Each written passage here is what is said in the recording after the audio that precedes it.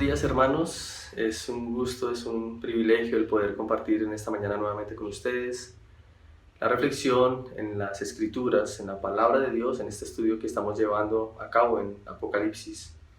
Hoy vamos a revisar Apocalipsis capítulo 12. Le invito a que lo busque en su Biblia y a que lo leamos juntos. Voy a leerlo en la Nueva Versión Internacional. Apocalipsis capítulo 12. Vamos a leer. Apareció en el cielo una señal maravillosa, una mujer revestida del sol, con la luna debajo de sus pies y con una corona de 12 estrellas en la cabeza. Estaba encinta y gritaba por los dolores y angustias del parto. Y apareció en el cielo otra señal, un enorme dragón de color rojo encendido que tenía 7 cabezas y 10 cuernos y una diadema en cada cabeza. Con la cola arrastró la tercera parte de las estrellas del cielo y las arrojó sobre la tierra. Cuando la mujer estaba a punto de dar a luz, el dragón se plantó delante de ella para devorar a su hijo tan pronto como naciera. Ella dio a luz un hijo varón que gobernará a todas las naciones con vara de hierro. Pero su hijo fue arrebatado y llevado hasta Dios, que está en su trono. Y la mujer huyó al desierto, a un lugar que Dios le había preparado, para que allí la sustentaran durante 1260 días. Se desató entonces una guerra en el cielo. Miguel y sus ángeles combatieron al dragón, y éste y sus ángeles a su vez les hicieron frente, pero no pudieron vencer, y ya no hubo lugar para ellos en el cielo. Así fue expulsado el gran dragón, aquella serpiente antigua que se llama Diablo y Satanás, y que engaña al mundo entero. Junto con sus ángeles fue arrojado a la tierra. Luego oí en el cielo un gran clamor. Han llegado la salvación y el poder y el reino de nuestro Dios. Ha llegado ya la autoridad de su Cristo, porque ha sido expulsado el acusador de nuestros hermanos, el que los acusaba día y noche delante de nuestro Dios. Ellos lo han vencido por medio de la sangre del Cordero y por el mensaje del cual dieron testimonio. No valoraron tanto su vida como para evitar la muerte. Por eso, alégrense cielos y ustedes que los habitan. Pero ay de la tierra y del mar. El diablo, lleno de furor, ha descendido a ustedes porque sabe que le queda poco tiempo. Cuando el dragón se vio arrojado a la tierra, persiguió a la mujer que había dado a luz al varón.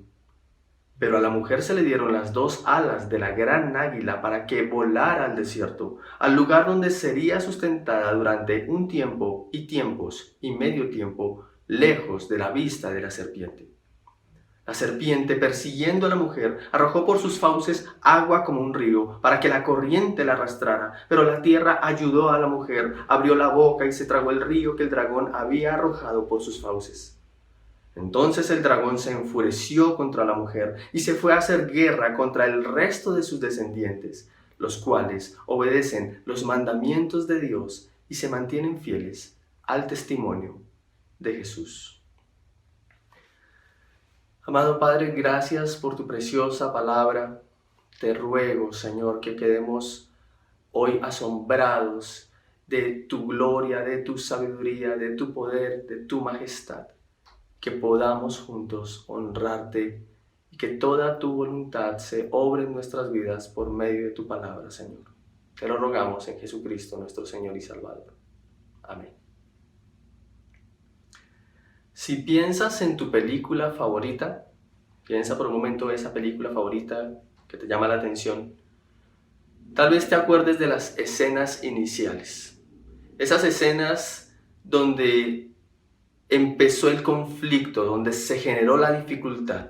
Y probablemente te puedas acordar de la música que acompañaba esas escenas, una música tensa que generaba como algo de temor, y seguramente la identificaste mientras veías esas escenas del inicio, donde empezaba el conflicto.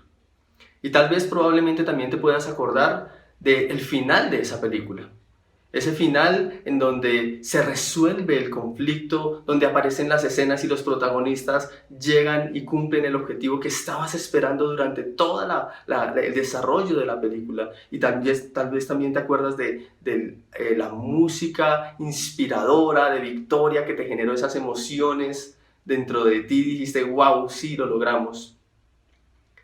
Pero también hay unas escenas que probablemente no te acuerdas tanto de ellas, que están entre el inicio y el final y se están desarrollando durante toda la película.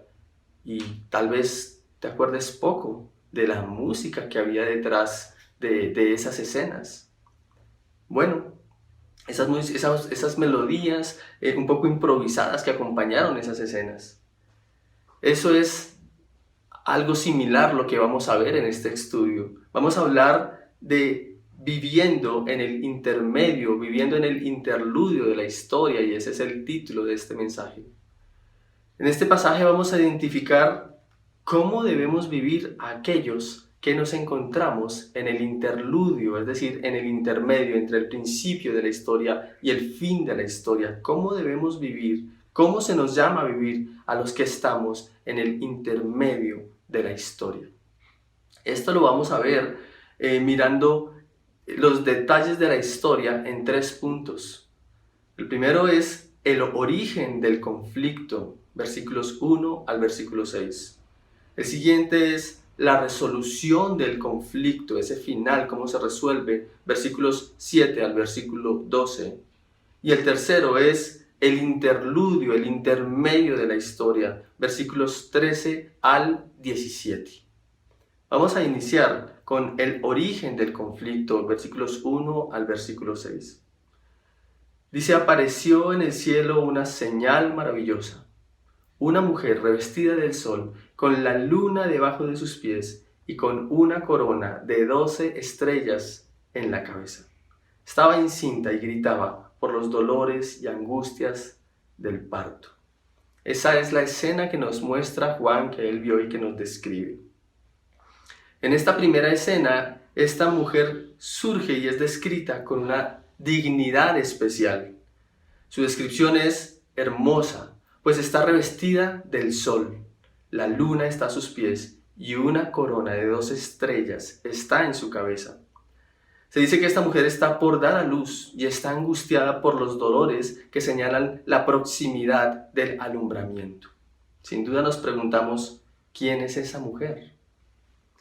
Luego Juan nos narra acerca de un enorme dragón de color rojo y cuya descripción también es llamativa. Dice que tiene 7 cabezas, 10 cuernos y una diadema en cada cabeza. Se dice que arrastró con su cola la tercera parte de las estrellas del cielo y las arrojó sobre la tierra, por lo que parece que este dragón tiene autoridad. ¿Quién es este dragón? Sin duda debemos preguntarnos eso en el principio de las escenas que nos está narrando el pasaje de Apocalipsis 12. Luego se desarrolla la trama, que gira alrededor de estos dos personajes, entre el dragón y la mujer. El dragón está frente a la mujer para devorar al hijo varón que ella va a dar a luz. Pero no lo logra, pues Dios arrebata a este hijo para su trono y dice que este hijo gobernará con vara de hierro a todas las naciones. Este hijo es arrebatado para Dios, para su trono, y entonces la mujer huye al desierto en donde Dios preparó un lugar para sustentarla por un periodo de tiempo. También aquí seguramente nos preguntamos, ¿quién es este hijo al que Dios arrebata para su trono? ¿Y de dónde surgió la enemistad entre la mujer y el dragón? Vamos a responder a esas preguntas. ¿Quién es este dragón? ¿Y de dónde surgió la enemistad? El dragón escarlata que nos muestra este pasaje lo ha identificado Apocalipsis 12 también usando otros nombres, diversos nombres. Lo llamó el dragón, el diablo, Satanás, el acusador de nuestros hermanos, la serpiente antigua. Así que el texto nos deja muy claro que este dragón no es otro que esa misma serpiente que se presentó en el huerto de Edén para tentar a Adán y a Eva. Y allí mismo Dios la juzgó a la serpiente, al dragón, diciendo: y pondré enemistad entre ti y la mujer, y entre tu simiente y la simiente suya, la descendencia. Esta te herirá en la cabeza, y tú le herirás en el calcañar. Génesis 3:15. Ya identificamos el dragón y el origen del conflicto. ¿Quién es esta mujer? Ella es descrita, como lo vimos, con gran dignidad, revestida del sol, con la luna bajo sus pies y con una corona de 12 estrellas en su cabeza. Esta descripción y dignidad no corresponden a una mujer en particular. No es Eva, la primera mujer creada. Eva en Génesis 4:1, esperando la promesa de Dios de Génesis 3:15, exclamó: por voluntad de Jehová he adquirido varón. Eso lo exclamó Eva. Sin embargo, Eva no es esta mujer que se describe aquí. Tampoco es María, la madre de nuestro Salvador, quien al escuchar las palabras del ángel Gabriel exclamó: he aquí la sierva del Señor, hágase conmigo conforme a tus palabras. Esto lo dijo ella en Lucas 1:38. Está registrado. Entonces, ¿quién es? Bueno, esta mujer llena de dignidad y que está por dar a luz es la figura o la representación de una simiente santa. Es decir, representa a la descendencia santa, como Dios lo anunció en Génesis 3:15 en el huerto del Edén, y que luego prometió a Abraham como una descendencia que estaría compuesta por gentes de todas las familias de la tierra. Y haré de ti una nación grande, y serán benditas en ti todas las familias de la tierra. Fueron las palabras de Dios a Abraham en Génesis 12, versículos 2 y 3. Al respecto, en Gálatas 4:21 al 26, escribiendo a creyentes gentiles, es decir, no judíos, Pablo afirma que a través de Sara, una mujer libre, en contraste con Agar, una mujer esclava, Dios cumplió su promesa de dar a Abraham una descendencia libre, y que Sara representa, es como la representación de la Jerusalén celestial. Obviamente Sara tampoco es esa mujer, pero es una figura de la Jerusalén celestial. Pablo la llama madre de todos nosotros. ¿De quiénes? De judíos y de gentiles. Y añade: así que, hermanos, nosotros, como Isaac, somos hijos de la promesa. Gálatas 4:28. Finalmente, el mismo texto de Apocalipsis 12, como una progresión, nos va mostrando más adelante quién es esta descendencia o quién es esta mujer, llamándolos en el versículo 10 nuestros hermanos, como una progresión. Los identifica también como los que han vencido en el versículo 11 y culmina definiéndolos como la descendencia de ella, versículo 17. Entonces esta mujer representa el cumplimiento de la promesa que hizo Dios de una descendencia santa, que Él mismo levantaría de entre los hombres para Él, para sí mismo. Ahora, ¿quién es el hijo varón? El texto nos deja muy claro que es Jesucristo. Habla de Él como el hijo nacido de mujer en el versículo 4. Un hijo varón que regirá con vara de hierro a todas las naciones. Versículo 5, haciendo alusión al Salmo 2. Y en el versículo 13 también lo llama un hijo varón. Y de nuevo en una progresión lo llama el Cristo de Dios en el versículo 10. El Cordero en el versículo 11 y finalmente lo llama Jesucristo en el versículo 13. Entonces ya vimos la tensión de la escena del inicio, cómo se originó el conflicto, y lo hemos identificado, y hemos identificado mejor que el dragón es la misma serpiente que tentó a la primera pareja en el huerto del Edén. También identificamos que la mujer representa a la descendencia santa de Dios que Dios mismo prometió, y que el Hijo es el Cristo de Dios, es Jesucristo, es el Cordero. Esa fue la música tensa, esa fue la escena inicial del conflicto. Ahora vamos a ver la resolución del conflicto. Desde el principio se anuncia la resolución del conflicto. Y esa es nuestra segunda parte. Versículos 7 al 12. Se desató entonces una guerra en el cielo. Miguel y sus ángeles combatieron al dragón. Este y sus ángeles a su vez les hicieron frente, pero no pudieron vencer, y ya no hubo lugar para ellos en el cielo. Así fue expulsado el gran dragón, aquella serpiente antigua que se llama Diablo y Satanás, y que engaña al mundo entero, junto con sus ángeles fue arrojado a la tierra. Luego oí en el cielo un gran clamor. Han llegado ya la salvación y el poder y el reino de nuestro Dios. Ha llegado ya la autoridad de su Cristo, porque ha sido expulsado el acusador de nuestros hermanos, el que los acusaba día y noche delante de nuestro Dios. Ellos lo han vencido por medio de la sangre del Cordero y por el mensaje del cual dieron testimonio. No valoraron tanto su vida como para evitar la muerte. Por eso, alégrense cielos y ustedes que los habitan. Pero ay de la tierra y del mar, el diablo lleno de furor ha descendido a ustedes porque sabe que le queda poco tiempo. En esta segunda sección, el dragón y sus ángeles se enfrentan en una guerra en el cielo contra Miguel y sus ángeles. Pero el dragón no prevalece y es arrojado del cielo a la tierra. Y luego se escucha una gran voz en el cielo que proclama. Esto es una gran voz, es como una celebración y una proclamación, y por eso dice que es una gran voz.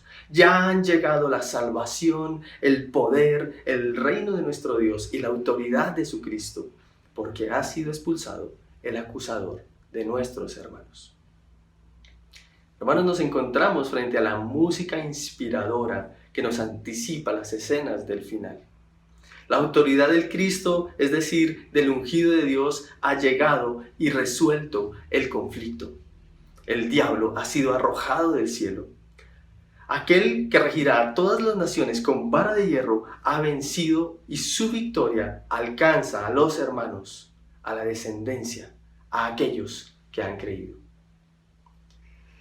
Hermanos, Dios, quien hace todo lo que desea, y cuyo propósito será establecido, está declarando el fin desde el principio, como lo enseña Isaías. Su victoria es nuestra victoria.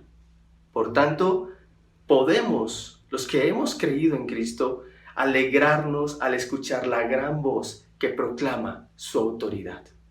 Podemos alegrarnos al escuchar esa gran voz que está proclamando la autoridad del Cristo de Dios. Y también debemos reconocer que Él vale más que nuestras vidas. Y entonces llevar el testimonio del Cristo de Dios hasta el fin. Llevar hasta el fin el testimonio del Cristo de Dios. Pero hay de los que no pertenecen al cielo, sino que pertenecen a las multitudes, a las muchedumbres de la tierra. El texto dice que el diablo viene lleno de furor, pues sabe que le queda poco tiempo. El diablo, que ha sido vencido y arrojado a la tierra, no tiene amigos. El pasaje nos enseñó el origen del conflicto, que ya lo vimos, y la resolución del conflicto que acabamos de ver. Finalmente, veremos lo que pasa en el medio de estos dos puntos de la historia. Veremos qué pasa entre el inicio del conflicto y las escenas de tensión y el fin del conflicto y las escenas de victoria, la música tensa, la música de emoción y de victoria. ¿Qué pasa en el intermedio? Y ese es nuestro último punto y es el interludio de la historia. Las escenas intermedias con sus melodías improvisadas, versículos 13 al 17. Cuando el dragón se vio arrojado a la tierra, persiguió a la mujer que había dado a luz al varón. Pero a la mujer se le dieron las dos alas de la gran águila que volara al desierto. Y recordemos que esa mujer es la descendencia santa que Dios levantó para sí. Para que volara al desierto, al lugar donde sería sustentada durante un tiempo y tiempos y medio tiempo, lejos de la vista de la serpiente. La serpiente, persiguiendo a la mujer, arrojó por sus fauces agua como un río para que la corriente la arrastrara. Pero la tierra ayudó a la mujer, abrió la boca y se tragó el río que el dragón había arrojado por sus fauces. Entonces el dragón se enfureció contra la mujer y se fue a hacer guerra contra el resto de sus descendientes, los cuales obedecen los mandamientos de Dios y se mantienen fieles al testimonio de Jesús. En esta sección final, el diablo que fue arrojado a la tierra está haciendo todo lo posible, todo lo que está a su alcance para atacar a la mujer, pero sin éxito. Así que, enfurecido por no lograr ese cometido, hace guerra contra el resto de la descendencia de la mujer. Y es en esta sección de la historia, es entre el inicio y el final en la que nos encontramos nosotros. Estamos en el interludio de la historia, estamos en el intermedio de la historia, estamos en esas escenas, participando de esas escenas, aquellas escenas que se ubican en ese intermedio, y estamos entonces escuchando la música del intermedio, esa música que por lo general pasamos de forma desapercibida, pero que ahora es importante que atendamos, porque estamos en ese intermedio, estamos en ese interludio, y estamos escuchando la música de ese interludio. Ya sabemos el inicio, ya lo conocemos, ya lo vimos, y también conocemos el final que Dios anunció, anticipó desde el principio. Entonces hay una pregunta obligada: ¿cómo vas a vivir en el interludio de la historia? ¿Cómo viviremos este breve tiempo sabiendo que falta poco para el final? Hay dos respuestas aquí. Para quienes somos parte de la descendencia de la mujer y estamos en el interludio de la historia, que cada vez está más cerca del final, la respuesta es: vivamos estas escenas que nos corresponden, obedeciendo los mandamientos de Dios. Versículo 17. El versículo 17 dice: entonces el dragón se enfureció contra la mujer y se fue a hacer guerra contra el resto de sus descendientes, los cuales obedecen los mandamientos de Dios. Estamos llamados a vivir entonces este intermedio de la historia. Aquellos que somos parte de la descendencia de la mujer, estamos llamados a vivir obedeciendo los mandamientos de Dios. No tengamos en poco el momento de la historia en el que Dios nos ha ubicado, iglesia. No tengamos en poco el momento de la historia en el que tú estás, en el que yo estoy. No tengamos en poco el lugar donde Dios nos ha puesto. No tengamos en poco esas escenas como si no fueran parte de la historia, porque son parte de la historia, y a Dios le plació ponernos en este momento de la historia, pero no solamente ponernos en este momento de la historia, sino ser parte de su descendencia santa, y eso es glorioso. Entonces atendamos esas melodías del intermedio a las que tal vez no les damos tanta importancia, porque tú como creyente, yo como creyente, hacemos parte. Tú como parte de la iglesia, yo como parte de la iglesia, hacemos parte en este tiempo de este intermedio. Entonces, obedezcamos los mandamientos de Dios. No lo tengamos en poco. Eso es lo que se espera de nosotros, que obedezcamos los mandamientos de Dios. Hemos sido acogidos por Dios, Él nos ha llamado, Él ha levantado una descendencia santa en Cristo para así. Obedezcamos sus mandamientos. ¿En dónde? ¿En dónde estás? ¿En donde vives? Rodeado de las personas que estás rodeado. Obedece los mandamientos como Dios ha mandado aquí. Y la otra forma de vivir en este tiempo, en este interludio de la historia como iglesia, es manteniéndonos fieles al testimonio de Jesús, como también lo dice el versículo 17. Mantengámonos fieles a Jesús. En este tiempo somos llamados a esa fidelidad al Señor, a esa confianza. No le demos la espalda a la esperanza gloriosa que Dios nos ha dado en Jesucristo. A pesar del tiempo que estemos viviendo, a pesar de la época, a pesar de las dificultades, ahí es justamente en donde debemos ser fieles al testimonio de Jesús y no tener nuestras vidas como lo más importante. Lo más importante, el más importante es el Señor, nuestro Salvador, el Cristo de Dios, el Cordero de Dios. Y por Él hemos vencido. Llevemos nuestro testimonio hasta el final. Mantengámonos fieles al testimonio de Jesús. Pero si no eres parte de esa descendencia, entonces, si no lo sabías, si no eres parte de la iglesia de Cristo, si no eres parte de la descendencia que Dios ya levantó y está levantando para sí, entonces, si no lo sabías, tú también estás viviendo en el intermedio de la historia. Tú también estás en esas escenas que están entre el principio y el final, entre la tensión y el origen del conflicto y entre la resolución del conflicto que es victoriosa por causa de Cristo, venciendo al dragón, a la serpiente. Estás en esas escenas, estás viviendo también en esta época, en este tiempo, estás sobre la tierra tú, igual que nosotros. Ya conoces el inicio de la historia y también conoces ya el final de la historia. Si no eres de aquellos que obedecen los mandamientos de Dios y tu vida no refleja esa fidelidad a Él, no tiene la esperanza y la confianza en Él, entonces te animo a que te arrepientas. Te animo a que lo busques de inmediato, porque queda poco tiempo, como dice el pasaje. Ese es nuestro lugar en esta gloriosa historia. Ese es nuestro papel. Esas son nuestras escenas. Estamos en la parte que nos corresponde. Estamos viviendo en el interludio de la historia. Somos esa descendencia que está en esta parte. Que el Señor nos ayude a reconocer este tiempo. Que el Señor nos ayude a vivir en este tiempo. Que el Señor vuelva a los corazones de aquellos que viviendo en este tiempo aún no lo han reconocido a Él. Vamos a orar. Gracias, amado Señor, por tu preciosa palabra. Gracias, Señor, porque nos muestras el final desde el principio, Señor. Porque tú haces todo lo que tú deseas hacer, Señor, y nada trunca tus propósitos, tu voluntad ni tus planes.